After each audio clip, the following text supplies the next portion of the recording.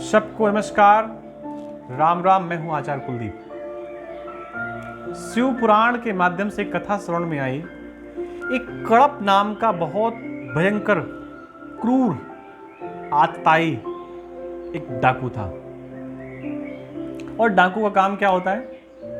वो तो अपने कार्य करते हैं। किसी के धन को लूटना, किसी की सामग्री को लूटना, किसी के सम्मान को लूटना, किसी के मान को लूटना, किसी को अपमान देना, कष्ट देना, ये तो दुष्ट पुरुषों का और डाकुओं का कार्य होता है। कड़प भी यही करता था। नित्य की यही प्रक्रिया थी उसकी।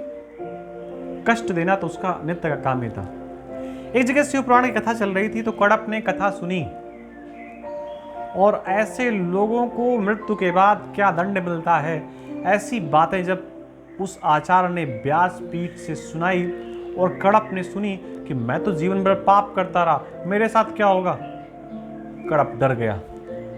उस आचार्य ने, उस ब्राह्मण ने एक और कथा सुनाई थी कि अगर किसी भी भाव में बेलपत्र चढ़ा दिया जाए, कोई भी फूल चढ़ा दिया जाए, कोई भी फल चढ़ा दिया जाए भगवान महादेव पर, तो महादेव से स्वीकार कर लेते हैं। किसी भी भाव से बस वस्तु पहुंच जाए परमात्मा के पास। कड़प तो पहले से डरा हुआ था। उसको लगा कि चलो अब सारे पापों को मैं बंद कर देता हूं। आज के बाद लोगों के प्रति किए गए दुर्व्यवहार को मैं दोबारा पुनरावृत्ति नहीं करूंगा। जिन लोगों को जानता था उन लोगों से उसने क्षमा मांगी कि हमने आपका अपराध किया है, हमें माफ करें। लेकिन कड़प मांस का व्यापारी था। अपने व्यापार को भी नहीं छोड़ सकता। चोरी तो करता ही था, मांस का भी व्यापारी था। मांस लेकर के आता था, बेचता था। तो उसके मन में भाव आया कि भगवान शिव को मैं कुछ न कुछ नित्य चढ़ाऊंगा।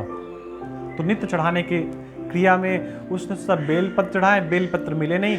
तो रास्ते में उसे जो भी फूल मिल गया उस फूलों को उसने बाएं हाथ से लिया, दाएं हाथ से मांस को लिया जो अपने कार्य के लिए जाता था वो, और वो जाकर के नदी के किनारे सोचने लगा स्नान करने के बाद भगवान शिव का ध्यान करेंगे। एक हाथ का मांस का टुकड़ा और फूल वहीं नदी के किनारे शिवलिंग था, शिवालय था, वहां पर उसने रख दिया।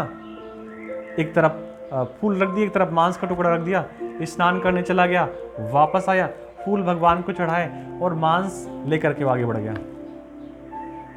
लेकिन आपने कहीं पर मांस रखा है, फूल रखा है, तो उसकी गंध, दुर्गंध, सुगंध या उसके कुछ न कुछ कण तो वहां पर पड़े रहेंगे ना। कुछ देर बाद एक पंडित जी आए और पंडित जी को बड़ी गिलानी हुई। अरे अरे, शिव शिव शिव शिव शिव, ये कौन आया जो भगवान शिव पर मांस चढ़ा करके चला गया। पंडित जी ने उस पूरे स्थान को शुद्ध जल से धुला, वहां पर गंगा जल छिड़का, पवित्र करने वाले मंत्र का पाठ किया और फिर अपने कार्य में पंडित जी लग गए। ये प्रक्रिया कई दिन चलती रही। रोज आता कड़प नाम का दुष्ट जो भगवान शिव का भक्त बन रहा था। नित्य वो करता, नित्य पंडित जी पोछा लगाते। लेकिन पंडित जी को ऐसा लगा अब ऐसे मैं कब तक करूंगा। तो पंडित जी एक लोहार के पास गए और लोहार से उन्होंने एक जाला बनवा लिया।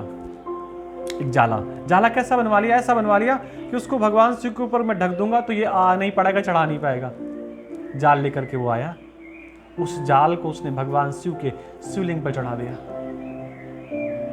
और वो चला गया। पंडित जी चले गए, उसको बनाकर कुछ ऐसा सेट करके कि कोई भी व्यक्ति इसके अंदर गंदगी ना फैला सके। कड़प आया, कड़प ने देखा, हो ये क्या हुआ, आज तो भगवान शिव का मंदिर बंद है, किसी ने जाली से बंद कर दिया, लोहे की सलाखों से बंद कर दिया। उसको लगा आज पूजन कैसे करूंगा, आज मेरे फूल भगवान तक कैसे पहुंचेंगे। लेकिन तभी देखा कि वो जो जाला बना हुआ था, उस जाले की एक सरिया, एक टुकड़ा भगवान शिव के मस्तक के पास जाकर के छू रहा था शिवलिंग को। और उसको लगा ये लोहे का टुकड़ा भगवान शिव की आंख पे लग रहा है, ये तो भगवान शिव की आंख को नष्ट कर रहा है।